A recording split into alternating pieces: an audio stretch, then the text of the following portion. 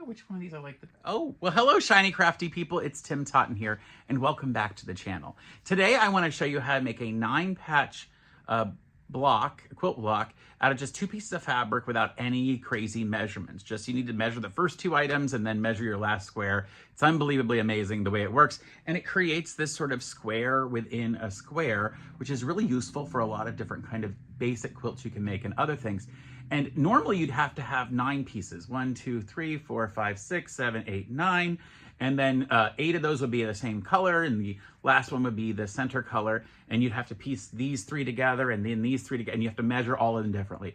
This starts with just 2 pieces of fabric, a square centered in the middle of a bigger square, and then you start sewing. I'm going to show you how to do that, and once we do that, we will graduate to seeing how you can turn those at funky angles and get even different types as well. So stick around. So for this first idea, this basic one, we're going to need a 5-inch square. I mean, I'm choosing a 5-inch square. You can choose what size you want. And then a 12-inch square. It's eventually will be about a 10-inch square once we sew it. I just went way bigger than the 10 inches with the understanding that I'm going to trim this down once I get to that point. You got to find the center and some lines along either side. You could mark that with an erasable pen or something. One of the ways it's easy to do is I'm going to just fold it in half this way, line up my edges, and press a line in. And then when I bring it back over, I just have to make sure that I don't press too hard across that. I really only need it out to these edges because this will cover over. So I'm gonna go and line it back up, and just don't go over that center one you made. You can't, if you did that, you would just get rid of that line. You can't do that. So just those sides. And now I've got those marks. I don't know how well you can see it, but they're in there.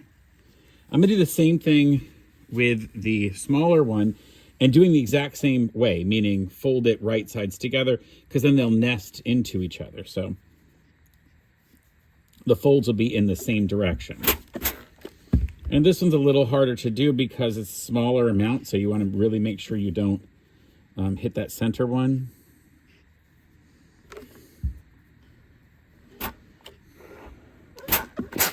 All right, so we'll center this back over, and we can nest that right in. And I'm literally going to let it sit in. There's valleys in there. I'll pull off some of these threads because, oh, how we'll make that. We could trim it too. So I'll make sure it falls into those valleys.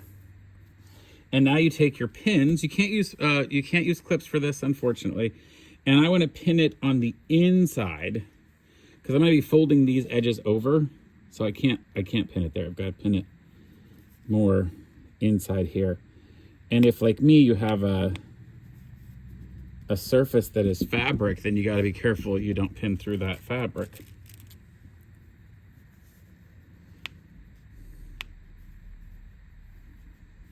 Oh, there we go. Perfect. Now you could use some what they used to call Wonder Under, but now they call, like, you know, I guess they still sell Wonder Under. This is a fusible interfacing that's double-sided, so you could actually just iron that down. If you really wanted to do that, that'd be a lot easier. No pins, you just iron it down. And then what we've got to do is fold along the edges here and sew. Now the thing is, because this material is not terribly thick, I want to make sure I'm only folding through, folding along that line, and I'm not folding any of the red fabric over.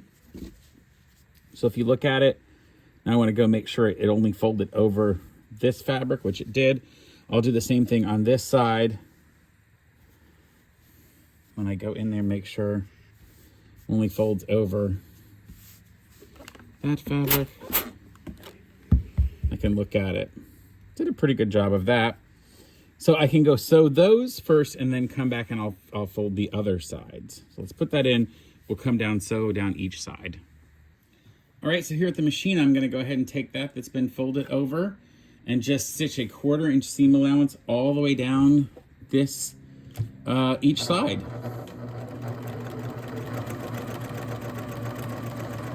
I'm following the 1/4 inch mark on my machine. It's marked over here. And I'll go flip it around and do the same thing on the other side. The good part about this is that you really don't have to have a lot of skill. You just gotta be able to sew a straight line. And you can get a guide on your machine that'll do that. I do have a guide for this machine. I just didn't put it on, but you could easily put a guide on. It's just, you wanna just be consistent with these seams. And because we're gonna trim it, those are gonna come off anyway. So now you'll see it has literally put the seams into there.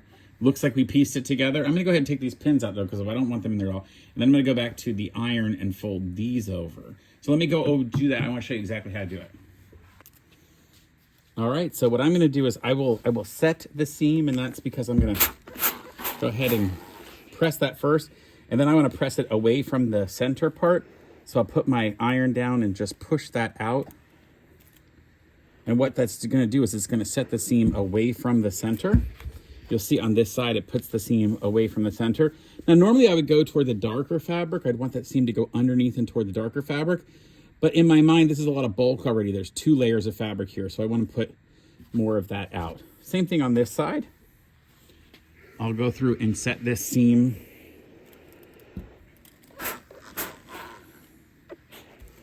Of course, you could do this however you want to do it, but the odds are some of the other squares I would make for this particular quilt would have dark, light, whatever else. Okay, now I've got to get these sides, because remember, they're open.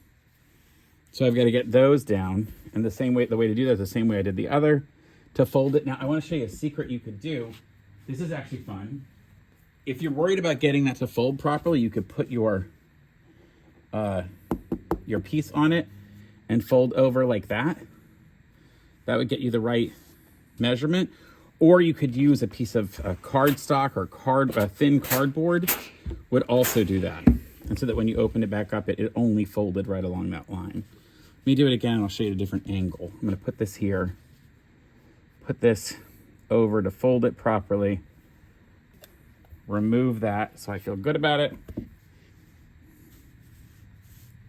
and then come back in. Lots of steam. I love lots of steam. And there, I see that folded exactly where I needed it to. So I'm going to take this back to the machine and fold down each side, sew down each side. And then I'm just going to come back. I'm not even going to take you over there. I'll do this super quick and then come right back here. All right, I'm back, and you'll see that I've gone ahead and sewed down each side of that. Now, I do want to point out that if for some reason you chose a small enough centerpiece that these pieces overlapped and went over the edges, you'd have to roll them back to stitch it. Obviously, you don't want to catch this in there. So I'll do the same thing I did before, which is to set that seam, and then I'll open it from the inside and push out. I'm not pushing real hard. Same thing on this end.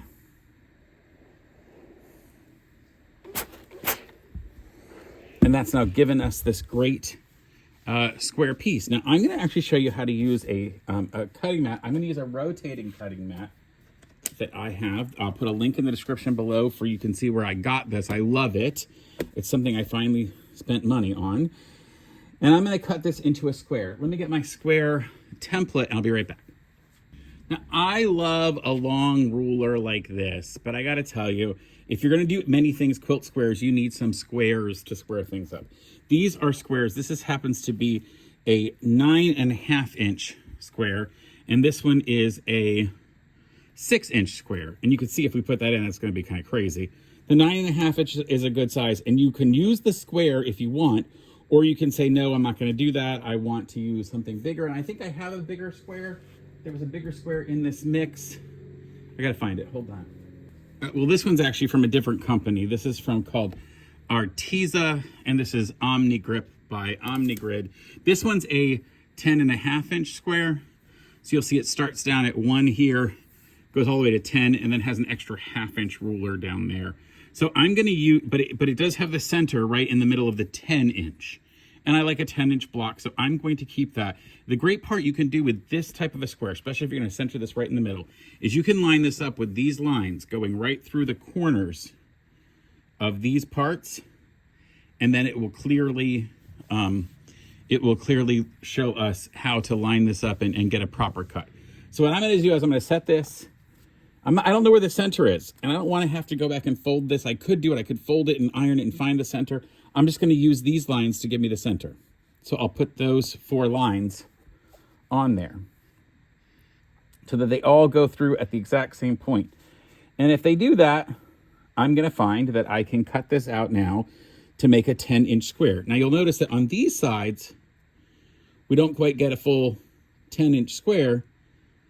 We can cut extra fabric off, but on these sides we can't. Well, it doesn't matter because we're going to then turn it around, and because this is not 10 inches, this is here. So if you look at where the 10-inch line is, it's inside the fabric. So what I'll do is I'll use my rotary cutter and cut off those two sides. So what I'll do is I'm going to come here and hold down and just cut along the side and the top, the two sides that are actually marked at 10 inches. Now I like this rotating cutting mat, not only because it lets me just bring this small mat over to my ironing surface, but also because I can spin the entire thing around. So the fabric spins around. Then I'll take off the piece here, and then I've got to turn it around the other way, because now I've got to go ahead and put my marks through the center again. I'm going to line that up all the way around. And what'll happen is you'll notice that these lines here now puts that line on the 10-inch mark, that cut edge, and this cut edge is also on the 10-inch mark. So I could have just lined up the 10-inch marks, or I could use my bullseye here. And I'm just going to go ahead and cut it the same way. Cut the top, the right and the top. Those are out of the way. And now I have a perfect 10-inch block that has 9 pieces of fabric in it. 1, 2, 3, 4, 5, 6, 7, 8, 9. But it looks like I pieced a 9 patch together, when all I really did was took a 12-inch square and a 5-inch square, put one on top of the other, and sewed 4 seams. No measurement, no extra cutting. I cut 2 pieces of fabric, and then I cut this thing one last time, and it gave us a 9 patch. So now that I've shown you that really simple 9 patch made this way, with it centered in the middle, I want to show you sort of the next level way to do that. Just to make something a little bit different. You can make an entire quilt this way. And what I've done is I've taken 2 pieces of fabric. This one's just cut 10.5 inches. I don't know how big the final squares will end up, pieces will end up be. But what I'm going to do is, instead of centering it right in the middle, I'm just going to come in at a funky angle. And I'm going to decide where I want it. Do I want it really far down at the bottom? Do I want them centered in the middle? It can really be whatever I find the most attractive. And this would really help if I had done sort of that under that fusible interfacing to iron it on. But I'm just going to do it this way, put a couple of pins in it, and go from there. I love the idea of taking this and off-centering it a little bit, because this would normally require a lot of calculation, right? You'd have to figure out exactly which way to twist and turn it and everything else, and what size would these have to be. And here we get to play and have a lot of fun. We've done that. It's working exactly the way I kind of like the idea of it going. I'll put this piece in here. Actually, I'll put a larger one, because I do want to get it, make sure it goes exactly across. Like I showed you before. Bring it over. And in fact, I want to show you how to do this with a piece of cardstock. I'll be right back. So this is a piece of chipboard. It comes in a lot of different kind of packaging. You can imagine it's also sometimes, the backing for a notepad or something else. It's not real thick, but you could, if you find a piece of this, just put it in your stash. You'll use it. I'm going to line it up right along that edge there. And I want to put you right over top so you see better. All right, so what I'm going to do is I will line this up directly on over. I'm going to line it up with that blue line there, that fabric. Get it over there. So now I just don't see the blue. I can fold this fabric over, and now I'll give it a press. Oh, I shouldn't be pressing on here. I'm so used to having that cutting mat, which I don't need in there. Well, I hope I didn't mess that up. Once you're happy with it, you can just pop it out. We'll do the same thing on the other one. Other side. We're doing opposite sides with each other here. It's fun. You'll see I just melted the some of the writing a little bit on this. That's too bad. Let me lock this up and get out of the way. I don't need it until it's time.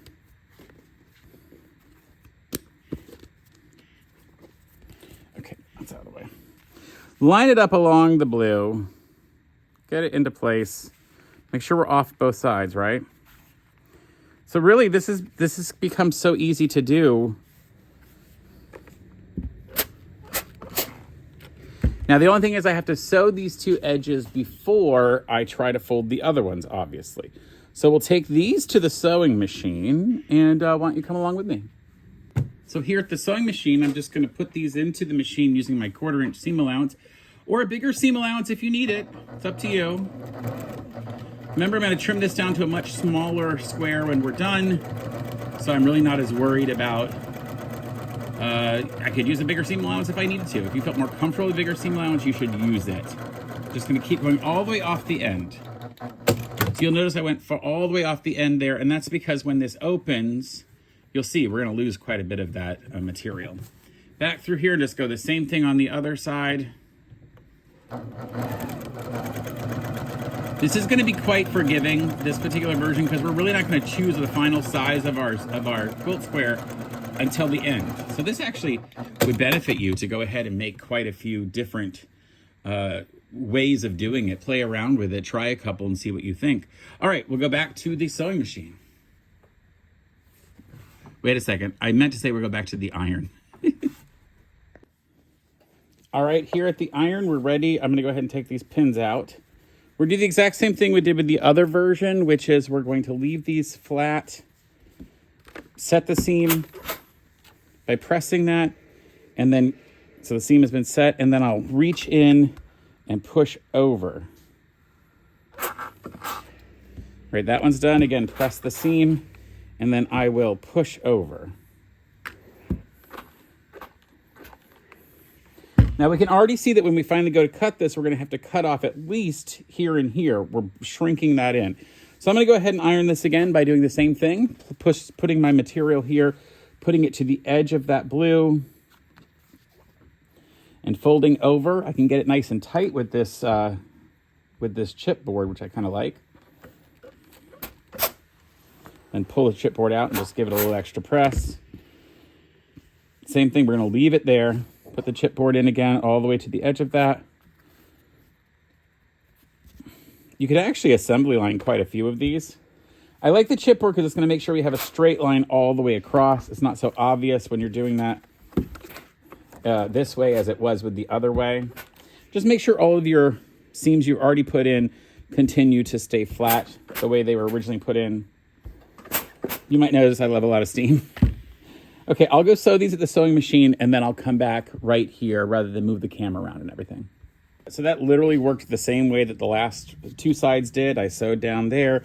I will go ahead and set the seams, open it up and push from the inside out.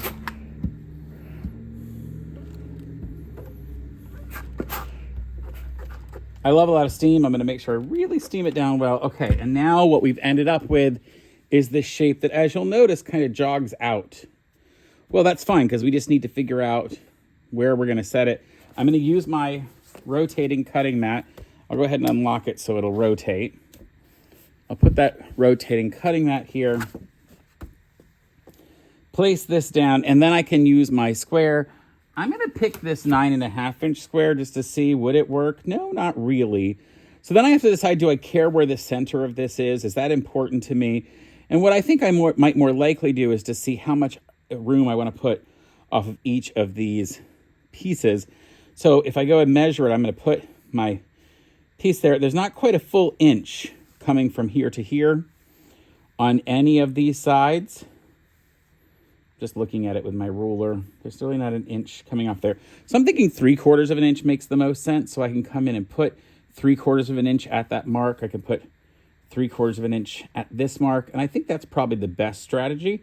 So I'll put that in there, make sure that I have at least 3/4 of an inch off of the others if I look at it. And then I'll go ahead and cut two sides. Now this is different. I'm not trying to make a specific size square to start with. I'm just doing 3/4 of an inch, 3/4 of an inch. I'm going to spin this now and see what happens if I do the same thing with it. What gets me 3/4 of an inch? 3/4 of an inch is about, let me put this right here on the lines here. If I go 3/4 of an inch from that, it's an 8 3/4 inch square. So that can work for me. One of the ways to do that on your ruler is to find 8 3/4 inches, the mark here and here, You could put some marks on this with tape or something if you wanted, especially if they were all going to be that size. You could put the tape right along the edges. And then I would turn this to where the 0 point is where you're going to be cutting. You're going to be cutting on the 2 0 lines. And then I'll put my 8 3/4 inch line down the cut line here, and my other 8 3/4 inch on the cut line down here. So I'm going to go ahead and line that up. You'll see I have 8 3/4 inches lined up here, and then I'll move it up until I get to 8 3/4 inches along the bottom edge. I've got that, and that tells me where I can cut.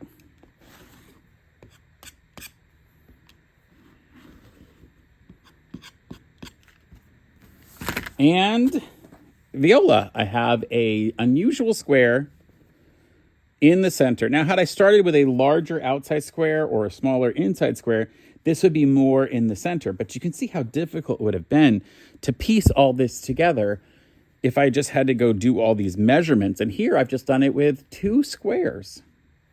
Whew, that was a little bit of a whirlwind. In fact, I showed you the original and how easy that was to make. I hope you'll try this. You could do this with a lot of beautiful fabrics, and you could even literally just take 2 fabrics and alternate which one is the center and which one's the outside, and make a really beautiful quilt that would do that. In fact, if I can find a good example of one, I'll put a picture of it here to give you an idea of what that could look like. I haven't actually made a quilt like that myself, but look, other people have. Here's another example. Doesn't it look great? Yeah, so that's one example of what you can do with this and change up the fabrics. And remember, I showed you how you could do that now by changing how that shape was put on. And this looks really intricate. It looks like you had to measure all these angles and everything else, and really all you did was center it. This would have been made a lot easier, I think, if I had used some of that iron-on fusible interfacing that would fuse the two together, called Wonder Under or something else you want to call it. So I would suggest maybe using that for your fabric. And I like the idea of this one where you could do a bunch of this is gray, so a bunch of grays and whites and blacks, and then do pops of color in the center. Wouldn't that be a cool quilt? I haven't seen that quilt before, but maybe that's one that I will make. That energizes me a little bit more. And I did want to see if you could do this with more than just a square. Specifically, I wanted to see if you could do it with shapes that have an odd number of sides. This has an even number of sides, 1, 2, 3, 4. That's an even number. So I did try it with a triangle, and it worked perfectly fine. Now I want you to notice the angles when you do it. These don't line up. So in fact, on the other side, it'll be hard to see it. But if you can see where this angle comes in and this is lower down, it kind of looks weird, like you didn't make the pieces together. It's not as attractive as this one, where those angles still meet the lines of the other angles. So it's something you can do, but I don't know why you necessarily want to do this one, but you could do, you know what you could do this for? This would be so good. You could do shapes for a kid's quilt, where you wanted them to learn the names of different shapes. So you could. Now, it just doesn't need to be shapes that have straight sides. So circles aren't really going to work. You'd have to applique that on. But like a triangle, a rectangle, a square, a pentagon, a hexagon, an octagon, you can make a cute quilt that would have all that. So that's how you make these cute quilt squares, these 9-patch quilt squares with just 2 pieces of fabric and 0 measurements after you cut the fabrics the first time. Super easy to do.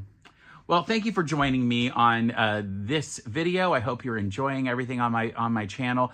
Do me a favor, if you like this kind of content, will you give me a thumbs up, please? And of course, if you're not subscribed yet, why not? I publish videos every Saturday morning at 10 a.m. Eastern United States time, and I try to put something interesting out every single week. It really does help my channel when you like or subscribe, or even click that bell icon so that you'll get notified when new videos are coming. And I hope you'll join me for some future videos. Until next time, folks, stay crafty. Bye for now. All right, so I think I'll do this one, but I got to figure out what colors I want to do. It's always a quandary.